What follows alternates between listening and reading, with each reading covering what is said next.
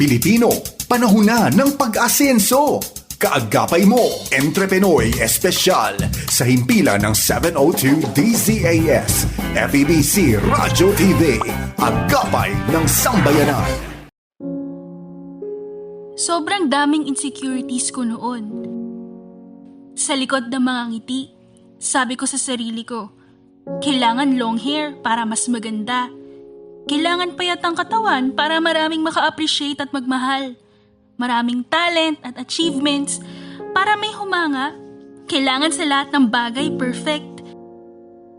Kailangan ikaw lagi ang piliin. Hindi ka dapat magkamali dahil nakakahiya. Hinahanap ko lagi ang kanilang approval. No space ang rejection sa aking katauhan.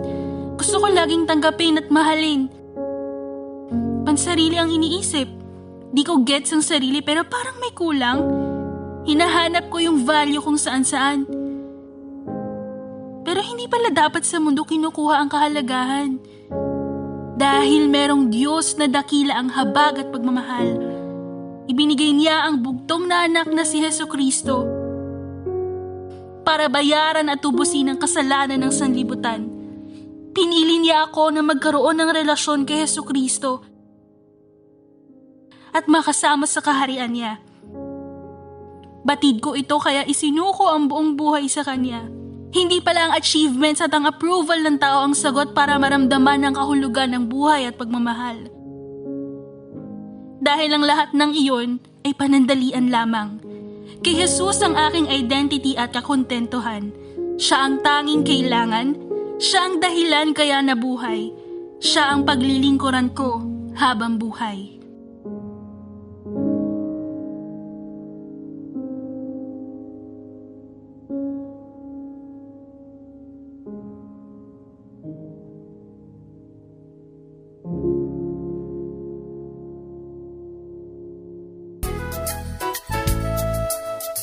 Good morning, kaagapay! Ikaw pa rin ay nakikinig nood sa iyong paboritong AM radio station sa Metro and Mega Manila.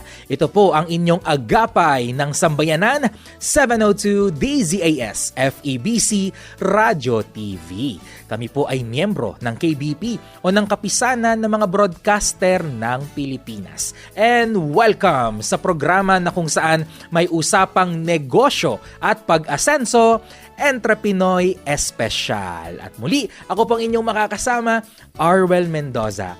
Tayo rin po ay sabayang napapakinggan via online sa pamamagitan yan ng ating FEBC PH Stream app na madadownload mo ng libre sa Google Play Store at sa Apple App Store. Hello din po sa mga nakikinig nood na sa ating ongoing live stream sa Facebook at YouTube. At nais ko rin pong bumati ng magandang umaga sa mga masugid nating tagapakinig. Gamit po ang kanilang portable missionary radio at transistor radio. Kamusta ka ba ngayon, kaagapay? Today is June 18. Aba, halos nangangalahati na tayo sa buwan ng Hunyo. At kamusta po ba ang bawat isa? Sana po ay nasa maayos kayong kalagayan ngayon. At ano po ba ang kasalukuyang pinagkakaabalahan natin? Kayo po ba ay nasa tahanan at kasalukuyang naghahanda ng pananghalian para mamaya? Aba, shout out sa mga nagre-ready na ng kanilang pangmalakasang lunch. Don't forget to share that. Ano po ba ang pananghalian para mamaya? I-share nyo lang yan sa ating comment section. And also, nais ko rin pong i-shout out yung mga empleyado natin na patuloy na nagsusumikap, nagsisipag, nagtsatsaga sa kanilang trabaho. Saludo po sa inyo. Or yung iba naman ay nasa kalagitnaan ng biyahe. Ingat-ingat lang po kung kayo po ay nagmamaneho. Shout out din sa ating mga magigiting na mga tsuper, yung mga bus, taxi, tricycle at jeepney drivers. Ingat lang po sa pagmamaneho at kung ikaw naman ay naipit sa traffic, huminga lang ng malalim, ngitian lang natin yan at samahan nyo na lang po kami dito sa Entrepenoy Espesyal. And as always, masaya po at makabuluhan ang ating magiging talakayan sa patok na negosyo segment at mamaya po meron tayong makakasama na espesyal na panauhin at matututo na naman tayo sa mga ibabahagi ng ating special guest. Kaya abangan po ninyo yan sa ating patok na negosyo segment. Okay, ready na po kaming ibahagi sa inyo dito sa 702 DZAS ang programang Entre Pinoy Espesyal. At sa ating pagpapatuloy, heto na, naka-ready na, mainit-init pa. Atin na pong pakinggan ang inihandang baon. It's baon time!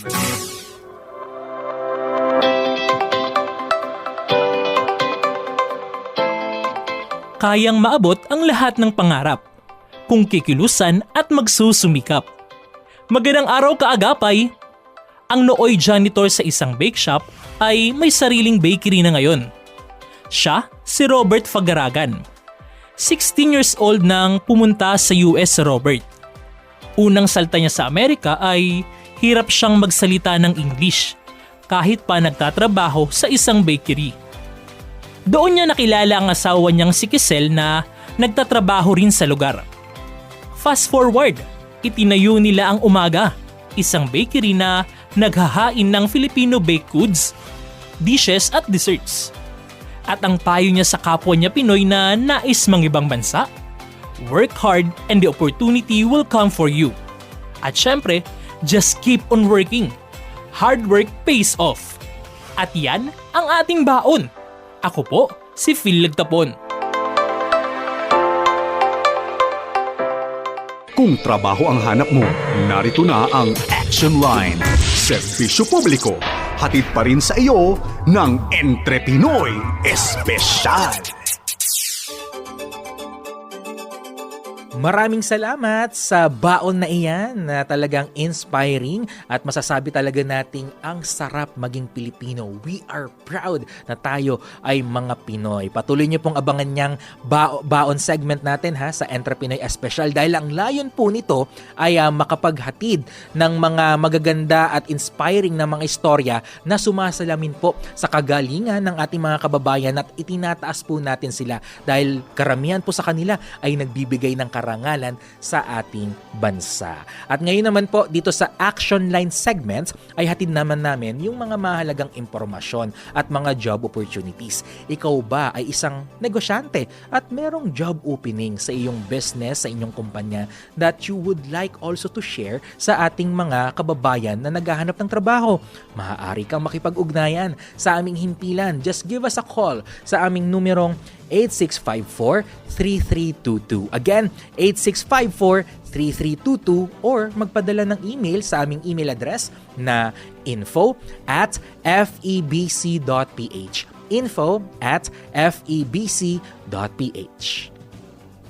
And through the years, mga kaagapay, ang FEBC Philippines po ay patuloy na naghahatid sa inyo ng mga programa na ang laman ay information, instruction at inspiration. Hindi rin po nawawala riyan yung mensahe ng pag-asa na nagmumula po sa ating Panginoong Hesukristo. At tayo nga po ay nagdiwang ng 7 dekada at 6 na taon ng kabutihan at katapatan ng Lord sa FEBC Philippines. Yan din po ay naging posible dahil sa inyong walang sawang pananalangin at pagsuporta. Kaya naman kaagapay, if you are first-time listener and viewer at nais mong makilala pa ang FEBC Philippines, nais mong malaman kung ano po ang aming mga ginagawa, maaari kang bumisita sa aming website na febc.ph at nandun po yung iba't ibang mga detalye. At para naman po sa mga kaagapay natin na nais magpahatid ng kanilang financial support dito po sa ating ministry upang may pagpatuloy ang misyon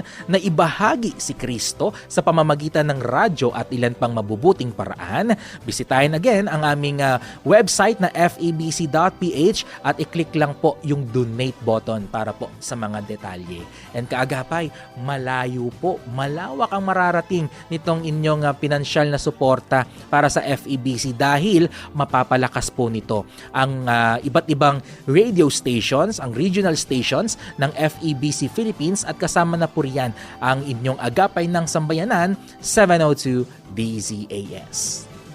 At sa ating pagpapatuloy, diretso na po tayo sa ating patok na negosyo. Patok na negosyo!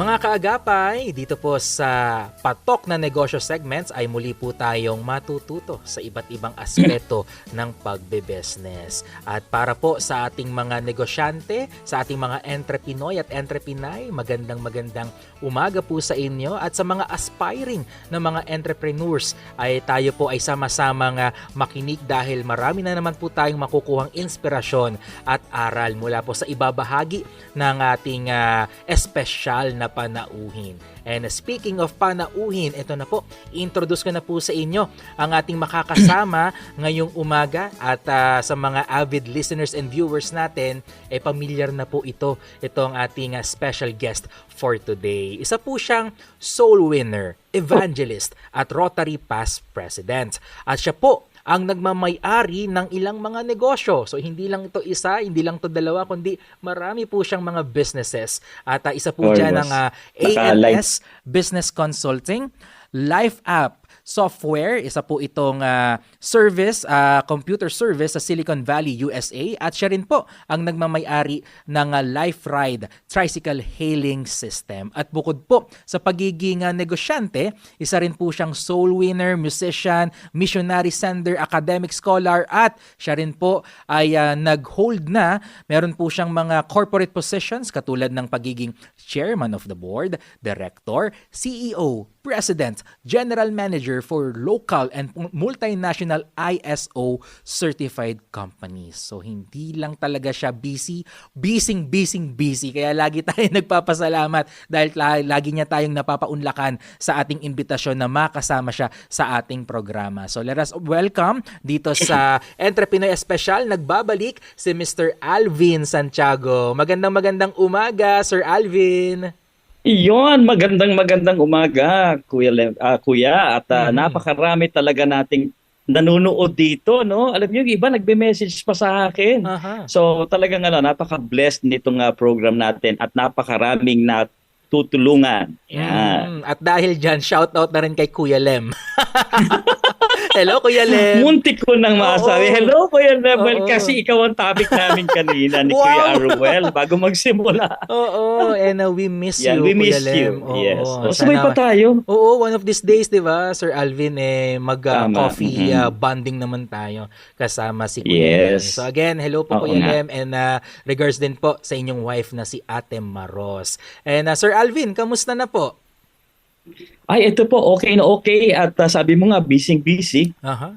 As a matter of fact, as we are starting, pumasok yung president ng conglomerate dito dahil ako'y nasa office na today. And of course, binibigyan natin ng talagang premium itong inyong programa dahil nakita natin ang impact sa ating mga kababayan, sa ating mga kasama sa pananampalataya at nakakatulong po tayo. So marami rin pong salamat sa pagkakataong ito, Kuya.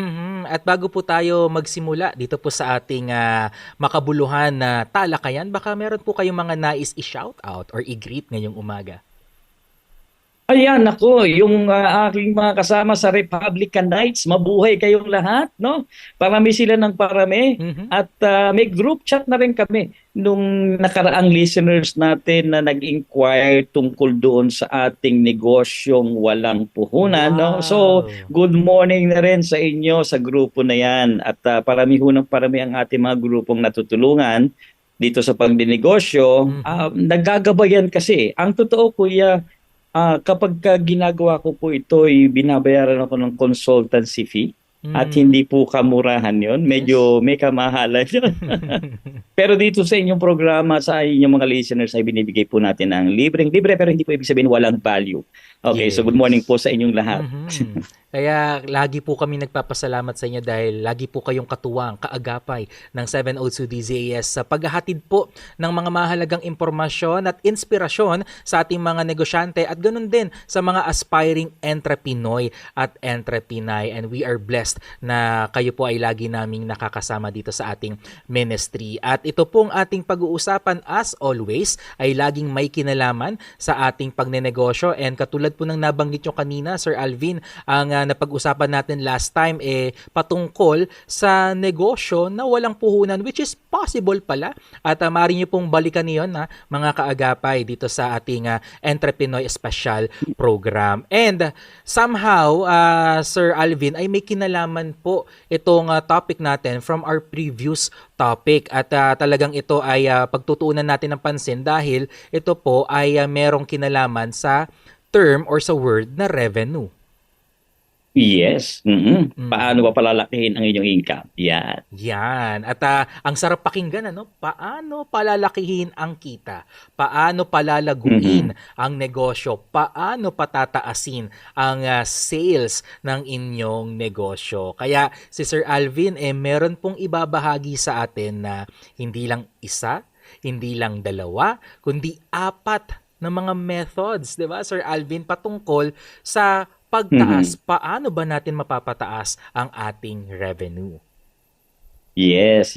Dahil yan po ang ginagawa natin for the past 15 years. Kaya po yung mga local at multinational company ay nagre-reach out sa atin. Natutulungan natin sila paano simulan from zero to multi-millions dito sa negosyo. Ayan. At yan ang ibabahagi namin sa inyo kahit pa kayo starter pa lang. Yan. Kaya kung meron na po kayong mga ballpen at papel, i-ready na po natin yan at sama-sama nating ilista at alamin natin ano ba yung 4 methods to increase revenue. And sa pagtatapos po mamaya ng ating kwentuhan, we encourage you as early as now, mga kaagapay, kung meron po kayong mga takeaways, meron kayong mga natutunan about dito sa ating topic, feel free to share it sa ating comment section, sa ating ongoing live stream. So excited na po kami, Sir Alvin, na malaman what are the methods to increase the revenue dito po sa aming negosyo. Ayan. So, binibitin talaga namin kayo. Alright, comment po. Ipakitag na rin ako para maganda po, no? So, usually, nagko-comment naman po ako dyan. So, you can tag me kung meron po kayong mga concerns, lalo na kung meron kayong mga natutunan, no? Yes. Kung hindi naman po mga questions, pwede nyo po akong i-personal message. Okay, number 1. 4 na methods para palakihin ang inyong revenue o yung inyong benta. Ayan, number 1. Di increase the number of customers, 'di ba? Obvious 'yun, 'di ba? Paramihin yung dami ng customers mo. Okay? Ito yung of course nabibilang doon sa departamento mo na tinatawag na marketing. Ayan. Ang marketing, hindi po sila nagbebenta. Sila po yung nagpapakalat ng word, nagsasabi ng salita, yung awareness, yan po ang marketing, no? Marami kasi sa atin nako-confuse diyan feeling nila yung marketing, sales na rin 'yon. Okay? Pero may kaibahan pala yun, sir. Malaki po ang pagkakaiba. Okay? Yung content creation, sila yung nag-iisip, ano ba gagawin natin, 'di ba? Paano ba yung ganito? Paano ba natin ipapakilala sa market yung ating produkto? Paano magiging viral ang isang content? Ayan, opo. Ang sales naman po, sila yung actual na, nakita niyo po ba ito sa TV? No? Sila na yung makikipag-usap doon sa tao para i-close yung deal. Ayan. So, kaya meron tayong sinasabi or tinatawag, Sir Alvin, na sales talk. Ayan, may sales talk. Okay. So, ito po, tututunan nyo ngayon talaga buong proseso. Number 2 na po tayo, increase the average transaction size. Pero bago natin ituloy yan, Sir Alvin, bago tayo mag-jump sa number 2, itong increase the number of customers. Sir, bilang isang negosyante na nagsisimula pa lang, merong startup business, ano po yung mga naging karanasan po ninyo na pwede nyong i-share sa mga tagapakinig natin, lalo na sa mga nag-uumpisa pa lang sa business? Ano yung mga ways para masabi natin or magawa nating maparami yung mga customers natin kahit pa hindi tayo gumamit ng social media? Ayun, napakaganda po ng tanong, Kuya Arbel. Okay, ganito ha. Magpo-focus po ako sa number 1 at sa number 3 na pag-uusapan natin ngayon, ha? Okay, ito gawin lang natin konting review tapos fokusan natin yun dahil po yan po yung essential question dito sa ating pag-aaral, no po? Okay. Sir, ituloy ko lang ng konti itong 4, tapos balikan natin yung 1 and 3, no? Okay. Increase the average transaction size. Pag may bumili sa'yo, ma'am, baka gusto mong dagdagan ito. Di ba? Karaniwan, pagka kumain tayo sa mga fast food, no? Di umorder ka nung meal. Sasabihin niya, gusto pong dagdagan ng apple pie, Gusto niyo po bang i-upsize yung drink? Yan. So, Gawin na po ba nating dinadagdagan large natin. ang drinks. Oo, upsize. Ayan. Opo. So, yun po yung pangalawa, no? Okay, pwede kayong mag-offer on top dun sa mga binibili na po nila. O kaya, pwede kayong mag-bundle. Oo. Di ba yung bumili ng ganitong item, pwede ng 50% off yung pangalawa. Ayan, Oo, bundling ito nga po ang tawag makwento yan. ko lang Sir Alvin, nitong nakaraan kasi, pumunta ako sa isang auto shop. And then, yung sasakyan ko ay pina-undercoat ko. Ayan. At Uy. ang nasa isip ko lang that time, magpapa-undercoat lang talaga ako. Mhm. At hindi ko na malaman at hindi ko rin maintindihan. Meron akong kausap na staff nitong auto shop.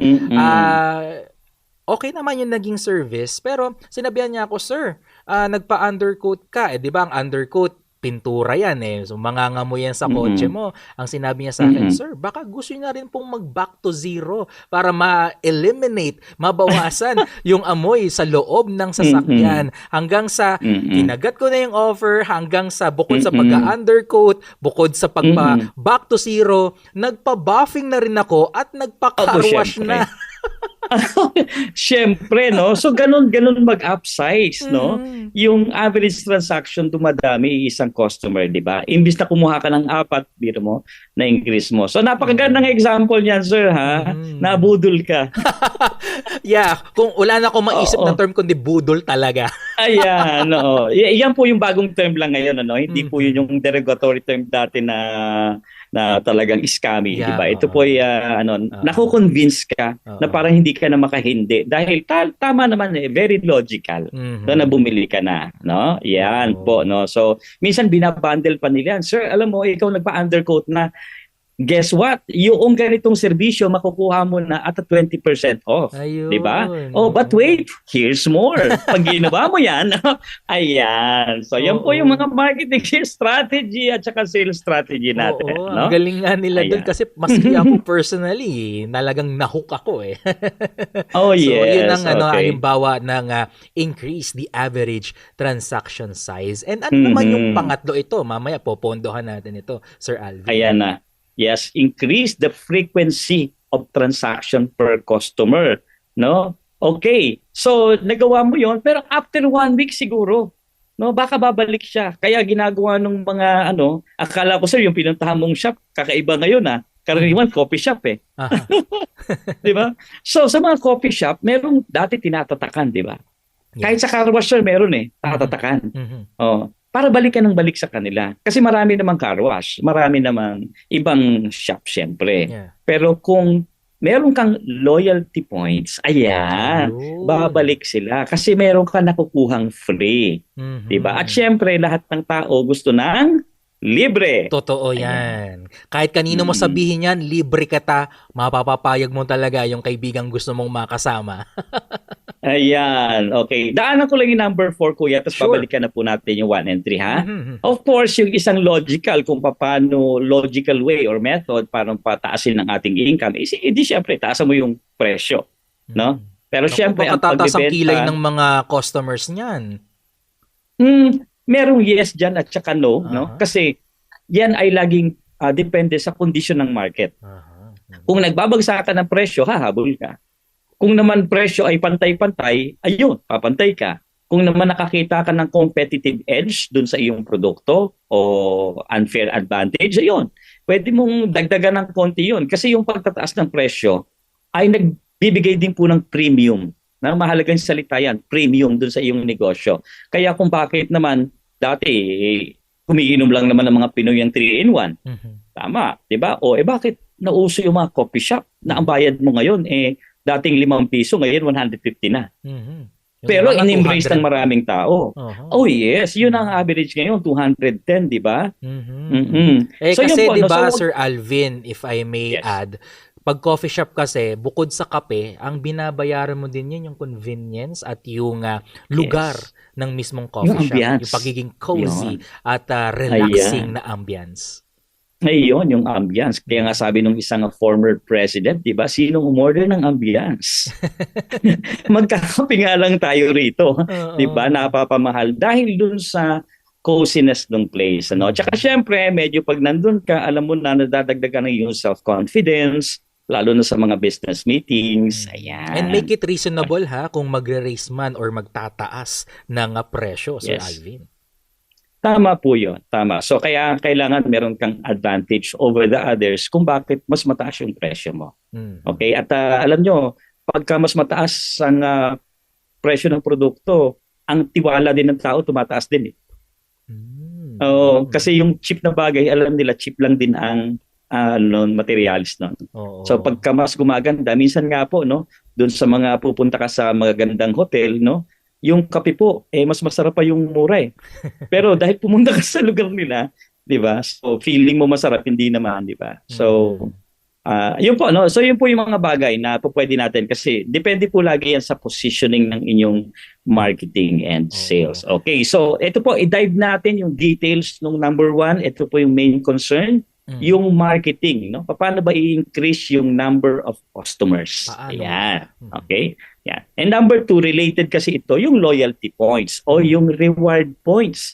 Oo. Yung may i-increase yung frequency naman ng transaction o kaya ma-upsize yung kanilang binibili. For example, pumunta po kayo sa mga mall ngayon, nag-grocery kayo, hihingan kanila ng, meron po ba kayong bonus card? Ayun. Meron po ba kayong this and so reward points? Tama po ba? Oo. Yun yung dalawang malaking mall, no? Tapos yung isa naman, bebentahan ka ng, ito po, kasi may enjoy mo yung mga 50% off, 70% off kung bibili ka nito. At ang usual price nila, nagbebenta sila ng loyalty card. Ano makukuha mo sa loyalty card? ID card. Wala pa. Oo. Bibili ka pa lang sa wallet mo. Yun. No. Bibili ka pa para ma-discountan ka. 'Di ba? So wala ka pang nakuha. Okay. Yun, pandagdag doon sa card mo na by the way, ay hanggang 1 taon lang. Ayan. So pag hindi mo na-redeem ang points, goodbye. Nakaraniwan sa atin, nag-iipon ng points para yung mas malaking item ang makuha. Pagbalik mo, wala na. Tapos na. So, makikita natin yung marketing dito and sales at play. Ang negosyante kasi nag-iisip na, balik ka ng balik dito. Pero kahit papano, nag-iisip ka rin na sana hindi nila makuha yung reward. No? Hindi masamang yung bang nag-iisip ka sana binubuo hindi nyo nila naman, makuha. Sir Alvin Kasi talaga dito sa Christian business, talagang sinasabi natin yung totoo transparency. Diba? Diba? Na hindi naman po kasi lahat ng nakakuha ng reward points ay nakakapag-redeem. Ayan. Kaya huwag kayong matakot na magkaroon ka ng mga promotions or promotional items. Diba? Pero for sure, Ayan. Sir Alvin, marami sa mga listeners natin ngayon, they just want to know the logic behind that mga loyalty card, loyalty points. Ano naman ba yung sa aspeto naman ng isang customer? Ano ba yung logic nito? Ano ba yung benefits or ano yung pwede nilang makuha from this? Yan. Siyempre, ang sinasabi sa customers natin is that, naka-discount po kayo, number 1. No? Number 2, actually may freebie. Tama? Dahil nga gusto mo nung free, actually, binayaran mo yung isa, sinama niya yung dalawa, binandle niya, ang tawag na ay libre yung isa. Buy one, take one. Ayun. O kaya, yung isa medyo nearly expiring na, di ba? Yung kasi pagka may nagpagawa tayo ng mga product, usually may mga 2 years shelf life yan. Di ba? Pagka medyo under 1 year na, babundle na yan. Oo, bundle mo na, bilhin mo to. Parang ito, kala mo 50% off. Pag tinignan mo yung minamadali na kasing ibenta. Ayun. So may mga ganong strategy. So mga kapatid, tinuturuan kayo rito, ha? Yung pala gagawin dun sa mga medyo, kasi syempre may minimum order quantity, usually 10,000 yan. Paano kung nabebenta ko pa lang po 5,000 o 8,000, meron po 2,000, i-bundle mo na. Presyohan mo na kalahati yung susunod. Bakit? Bumalik yung puhunan, may konting tubo, okay na. Kesa yung buong puhunan, pero walang bumili. Diba? Since binandle mo yon. Naisip ko tuloy, Sir Alvin, nung ngayon kinuwento ko sa auto shop, sana pala nag-asa ko ng discount since maraming services ang inavail ko. Tama. Yun yung isang kapangyarihan na kapag ikaw ino-offeran ng mas marami, ano naman discount ko dyan? Ayun, diba? Hanggang sa makuha mo yung isa pre-service na kasi ginawa ko naman ito lahat. Halimbawa, kuya, usually po doon sa nagpa-buffing ka, libre car wash, tama ba? O, siningil ka pa rin. Siningil Grabe pa rin. naman yun. Oo. Kasama pa rin yun. In-engine wash. Mabilis. Oo, tapos Mabilis nilinis yung yayaman loob. yan. Oo. Kaya tinignan ko, Oo. hindi lang pala isa, hindi lang dalawa, kundi 4 na services pala yung inavail ko from Yung that auto nakuha shop. niya. Pero in Mm-mm. fairness naman, worth it naman yung naibayad natin dahil quality naman talaga ang Ayan. service. Babalikan ko yung Yan. auto shop na hindi ko lang nakuha yung pangalan eh. Oo, tsaka hindi natin i-announce Yun, dito, di ba? oo. Okay. So ito, no? So, yun nga, no? Increase the number of customers. Paano? Di magkaroon ka ng loyalty program. Mhm. Di ba? Kasi mas babalik sila sa iyo or sasabihin nila sa ibang tao, uy, alam mo, na-enjoy ko to ha.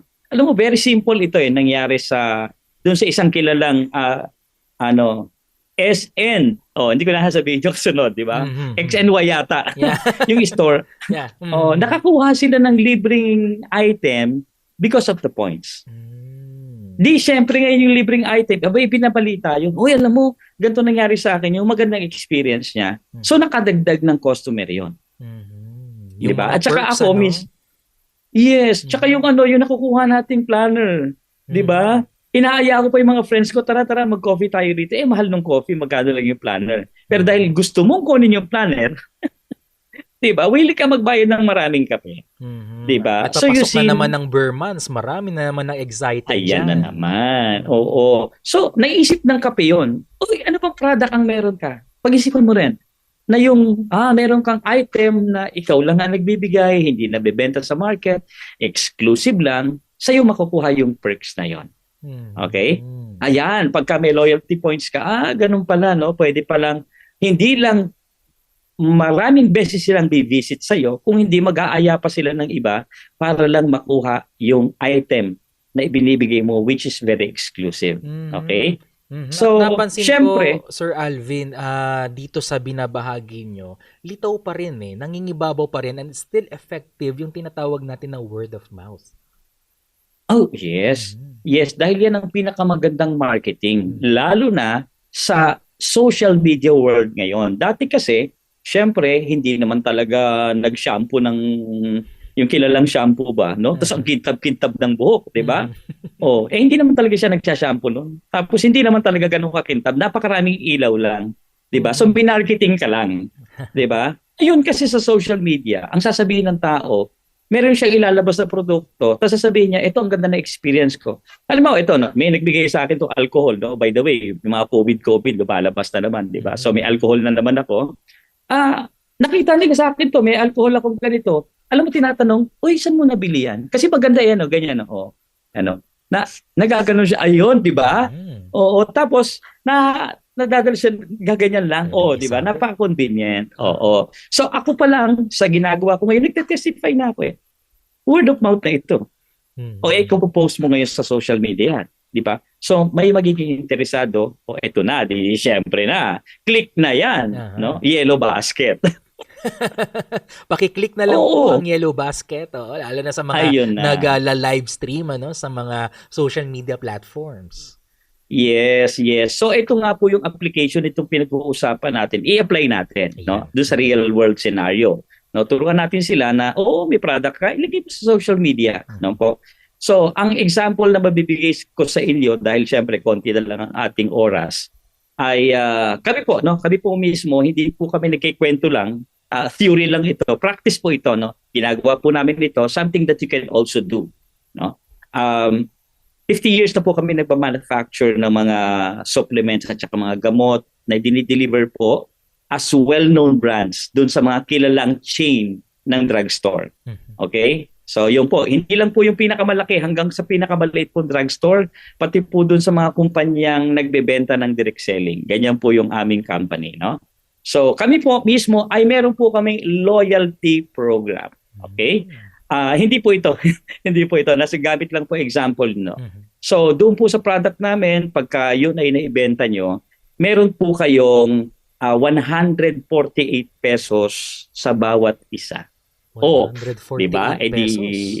Ilagay na rin natin sa yan. Doon sa inyong, kung kayo man ay TikTok, no? Ang maganda po rito, kuya, by the way, sa nung June 12, nilabas po namin yung program namin na pwede na rin sa Reels at saka sa Facebook. Aba. Ayan, oo, pwede na, no? Good So, news pwede yan. kayo magpa-coach dito, libre coaching. Ayun, no? Libre coaching. Mm. Para matutunan mo, yung amin muna, tapos susunod yung mga products mo, edi kahit anong product na pwede mo ilagay doon kasi natutunan mo na yung system. Okay? Ang mahalaga doon is natuto ka. Kung pag-aaralan mo ito, mga sisingilin ka ng 40,000. Ganun Diba? kalaki pala. Oo. Opo. Kasi may coaching eh. Ito, i-coach ka na namin, benta mo lang product namin. Edi natuto ka na. O di benta mo product mo rin. Hindi naman masama yun. Yes. Di ba? Okay, so may loyalty points kami kasi po as a manufacturing company, ang gusto naman namin ay magkaroon kami ng loyal consumer base. Ibig sabihin po nun, yung tinuturo ko sa inyo, napabalik-balik yung tao. Di ba loyal na siya sa'yo? Di ba? Hindi siya mauubos. Magdadagdag pa nga siya ng ibang tao. Bakit? Okay? Ang problema po kasi ng mga manufacturing is that sino bibili? Pag nabago yung endorser, nababago yung loyalty ng tao. Kasi may features yung kilala nilang artista nag-endorse, no? Yung anak ko, naka-globe kami lahat, gusto niya siya smart. Bakit? Dahil meron siyang Korean group na mga singer. Akala, ang tindi ng impact, di ba? Yes. So, mas gusto niya yun. Samantalang mahirap namin siya tawagan. Alam mo naman sa ating, di ba? Yung globe to globe, madali magtawagan, smart to smart. Pagka crossline na ganun, ang hirap, di ba? And yet, ganun kalaki ang impact ng loyalty. Okay? So, yan yung isang bagay na sana as a company sabi natin. Sana mawala yun. No? Kumbaga yung mga loyal sa atin, talagang loyal sa atin. Okay? So, paano gagawin yun? Yun nga po yung tinatawag na number 2, yung loyalty points o yung reward points para lagi lang silang bumibili dito sa atin or sa inyo as customers nyo, no? Of course, no, nandiyan yung dapat quality product kayo. Okay? Kami po siniguro namin that we are FDA approved. We are IPO approved para sa intellectual property. We are halal approved. So lahat po, pati po GMP approved po itong mga products na ito. So something that you can also rely on. And of course, the standard na sinasabi rin po natin sa ating Kristiyano pagninegosyo. Lagyan niyo po ng mga tamang legalities ang ating mga negosyo. Kung hindi niyo po kaya ngayon dahil masyado pang maliit, at least isama niyo na sa goal niyo yan, sa prayer points niyo yan na Panginoon, i-register ko to sa FDA kung yan po ay supplement o yan ay food, no? Sa BIR, of course, dapat lahat. Okay? Mahalaga kasi yan, Sir Alvin, lalo na sa mga magsisimula pa lamang sa pagnenegosyo, yung legalities, importante po na yung mga pagkain man yan o gamot na mga produkto, importante po meron tayong approval, meron tayong legal na mga documents mula sa ating gobyerno upang maging operational at maibenta natin yung ating mga produkto ng safe at talagang mabubuo at pagkakatiwalaan niya ng ating mga potential customers. Hindi lang yan. Meron ka pang peace of mind. Dahil pag bigla kang pinuntahan ng FDA, meron kang legalities. Diba? Pinuntahan ka ng BIR, meron kang legalities. No? At saka doon sa mga bumibili sa'yo, at saka doon sa mga nagtitinda, dahil sinasabi nga natin, diba? Meron tayong affiliate marketing, and that is one way of increasing the number of customers. Magkaroon ka ng affiliates. No? Wala silang babayaran, pwede nilang ibenta ang product mo. Ikaw na ngayon ang magiging logistics, tagabalot ka ng product, no, ng mga orders, pupuntahan sa iyo ng mga kilalang couriers, no. Hindi ko na babanggitin, marami po diyan, no. Now para matutunan mo 'tong buong proseso, sama ka sa amin. Tuturuan kita ng libre. Hindi dahil magiging kalaban kita. Okay lang 'yon. Matuto ka. Okay? Ang mission namin dito ay matuto ang mga tao para umangat ang antas ng ating buhay. Okay, bonus na, nakabenta ka ng product namin, natutunan mo naman. At saka syempre, ito nga, yung negosyong walang puhunan, hindi mo na iniisip. Bukas na bukas, o mamaya't mamaya, pwede ka na magsimula, 0 puhunan. Diba? Oo, natutunan mo pa yung system. Oo. Okay? At mamaya ibibigay so- ni Sir Alvin yung contact details. Abangan nyo po yan sa mga gusto pang mas matuto sa larangan ng pagnenegosyo. Go ahead, Sir Alvin. Yes, ito. Tignan natin ano. Ano nga ba? Meron ba akong kikitain diyan, no? Ito na. Para ma-increase yung ating okay, awareness. Okay, halimbawa po yung isang product namin ang kita mo ay 148 pesos. Kuya, ito na yung calculator part natin. Labasin na rin po ang mga Maganda calculators nyo, mga kaagapan. Yes. Sama-sama tayong mag-compute. Let's do the math. Ayan. Alam niyo po, napansin ko sa mga negosyante na asensado, at ito po natutunan ko rin dahil alam niyo, napakahirap lang din naman namin dati. Noong talagang na-increase ang awareness ko sa pagko-compute, sumunod po yung income. Tama no? Oo. Kailangan yun yung necessary skill. Kaakibat Alright. talaga niyan, ano? Oo. Yes. So, yung mga dudugo daw ang ilong sa mat, kalimutan mo na yun. Ganun talaga. Diba? Mas dudugo ang ilong mo kung wala tayong masyadong pagkain. O kaya naghihirap tayo, di ba? Hindi lang ilong ang dudugo. Okay, natutunan mo ngayon na mag-affiliate. Okay, pumasok ka rito, libre puhunan, natutunan pa yung system. Kumita ka pa ng 148 kada box ng product namin. Halimbawa lang, no? Hindi naman nagko-close ang TikTok, ang Facebook, ang Reels. Diba? By the way, kami rin na magpapaliwanag ha. Kung kailangan na explanation. So ikaw talaga mag-a-advertise ka lang, ilalagay mo lang sa TikTok mo or sa Facebook mo. Okay? Nakabenta yung account mo, hindi na ikaw to account mo na lang ito Nakabenta yung account mo ng isang piraso, kumita ka ng 148 pesos. Okay? Let us say, nakabenta ka ng 5 isang araw. 'Di ba? 5. Doon magsisimula yung kinikita ng mga kilala nating 5 million a day, no? Nakabenta lang ng 5. Tignan natin magkano ang kinita. 741. Anong ginawa mo? Nag-post. Pwede na ba 'yan? Nagpo-post ka lang, kumikita ka ng 741. At your diba? Fingertips lang. Yes. Ilang minuto ka nag-post? 30 minutes? Kumita ka ng 741? O baka 5 minutes? Kasi ako nagpo-post ako sa aking TikTok account. Alam nyo ba? Wala pa 1 minuto. Diba? Yan. Okay, so kasama yung content creation 30 minutes a day. Pero ang kita mo 741 kung 5. Diba? Paano kung dumating yung panahon? Hindi naman nawawala yung post mo Nandun pa rin po yun. Pwedeng balikan. This time, yes, babalikan ng tao at saka mas sumisikat nga yung brand mo at sumisikat yung account mo dahil nagpo-post ka araw-araw for 30 minutes. Okay? Yung kita mo na 148 per box, i-times natin ng 20 na this time. Okay? 20 na, medyo sumisikat na yung account mo, marami nang bumibili. Aba, meron ka palang 2,960.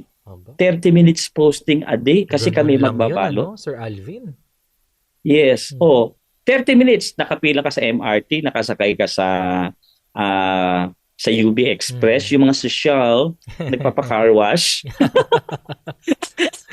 Nagpapa-car wash at nagkakape, di ba? Kape ka, di ba? Kumita ka ng 2,960. Sige nga, compare mo nga yan doon sa kinikita mo na 8 hours. Di ba? Gagawin ba natin 30 minutes lang? Di ba? Okay. Araw-araw yon. Hindi naman po nagsasara ang inyong TikTok, Facebook, YouTube account. By the way may latest sa YouTube ngayon. Ang latest, pwede na rin bumili sa YouTube. Yan na. Okay, so, yes. So, sa ibang segment, ikwento naman natin kung paano yan.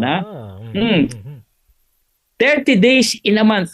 Okay, hindi nagsasara ang TikTok, Facebook, YouTube account mo, Reels mo, pwede kang kumita ng 88,800. Wow. Ganyan diba? kalaki. Yes. Ang mga OFW natin, kamusta ba kayo? Kinikita nyo ba sa ibang bansa yan? Pero namimiss mo ang pamilya mo. Diba? Kung sisimulan mo to, sisimulan ng anak mo to, ng kamag-anak mo to, pwedeng kinikita nyo to, pero pagdating ng 1 taon, ate, finish contract ka dyan, nandito ka na sa Pilipinas. Kasama mo ang iyong pamilya. Aba. And ito Sir Alvin, regardless kung ilang taon ka, mapabata, mapamatanda, kahit sino pwedeng gawin ito. Tama po. Ang advocacy namin is that etong mga kababayan natin na naghahanap ka ng pagkakataon umasenso, di ba? Start ka, zero puhunan. Wala kang skill, turuan ka pa namin. Di ba? Simulan mo lang, gawin mo lang. Bakit namin ginagawa? Kasi ganito po, kuya. 30 years from now, yung mga bata ngayon na nanonood dito, nakikinig dito, sila na po yung mga magulang at sila na yung mga leaders ng ating bayan. Kung natuto kayo ngayon, pagdating ng panahon na yon, baka wala ng OFW, wala ng pamilya magsasakripisyo para kumita ng pera kasi sama-sama kayo. Pwede nang kumita, buo ang pamilya. Yan po ang aming advokasya. Kaya gusto natin turuan itong mga bata. Kung bakit pinili namin TikTok, Facebook, kasi kayang-kaya niyong gawin to. Willingness na lang at saka awareness. Yes. Diba? Oo. Kaya maraming salamat kuya kasi itong inyong programa ay nakakatulong doon sa ating mga kababayan. Hindi lang yung nagtatrabaho, pati yung OFWs. No, pati yung gusto lang kumita ng extra income na umangat yung buhay nila na walang kailangan puhunan. Yes, and we appreciate you, Sir Alvin, dahil ito yung mga tinuturo sa atin ni Sir Alvin, kung tayo kukuha talaga ng professional coach, aabutin tayo ng libo-libong piso. Pero dito po sa Entrepinoy Special ay nakakakuha po tayo, nakaka-receive po tayo ng ganitong klaseng training mula yan sa isang eksperyensyado at matagumpay na negosyante katulad ni Sir Alvin. And sir, we appreciate na ito may mga computations tayo at meron ng overview yung ating mga tagapakinig ngayon na ito yung mga possible na amounts na pwede nilang kitain sa pamamagitan lang ng pagiging affiliate or pagiging katuwang dito sa negosyo. And ito, hindi ko na napapansin na sa huling bahagi na rin po tayo ng ating talakayan as we wrap up, Sir Alvin, since pag-usapan nga natin itong apat na methods to increase your revenue sa inyong negosyo, siguro bigyan lang natin ng quick recap para sa mga naglilista dyan at medyo hindi na nasundan or kaka-tune in lang sa ating program. Again, Sir Alvin, what are the 4 methods to increase the revenue? Ayan, number 1 po, dagdagan ng ating customers, no? Pangalawa, yung customer mo na, damihan mo yung binibili niya, no? And number 3, yung para maging frequent yung kanyang pagbalik, no? Paramihin yung kanyang reason na siya ibabalik sa iyo. At sa iyo lang siya bumabalik, okay? So yun yung loyalty program. And of course, the other one is angatan mo ng presyo, no? More likely kasi mas marami sa ating hindi nag-aangat ng presyo. So yung unang tatlo ay napakahalaga. Now, kung meron po kayong itatago ngayong hapon na to, no, para sa inyong mga notes, number 1 po, yung increase the number of customers. Paano? Magkaroon po kayo ng loyalty program. Kung paano po gagawin yan, ayan po, mag-message po kayo sa amin, willing po kaming i-coach kayo. Ayan. At dahil dyan, Sir Alvin, panigurado, marami na ang nagtatanong at interesado po na mas matuto sa inyo, sir. At ano na lang po yung ang inyong pong contact details at saan po nila kayo pwedeng i-follow? Ayan po, no? Sundan nyo lang po ako, no, doon sa Alvin Santiago PH on Facebook. Alvin Santiago PH. Ayan po. No? At syempre pwede rin po kayong mag-message sa akin doon sa mga walang Facebook. No? Pero again, nire-redirect ko rin sila sa Facebook. Kaya lang kasi mayroon sa atin na talagang gusto pa rin mag-message 0977-042-2132. Again, that's 0977-042-2132. Again sa Facebook, Alvin Santiago PH. Yung mga curious sa aking TikTok, Alvin Santiago 1. Ayan. Okay, TikTok, so Alvin Santiago 1. Pwedeng nang i-follow. And siguro panghuli na lang, Sir Alvin, dito sa apat na methods na atin pong imbinaagi, yes, this is very practical, pero wag nating kakalimutan mga kaagapay.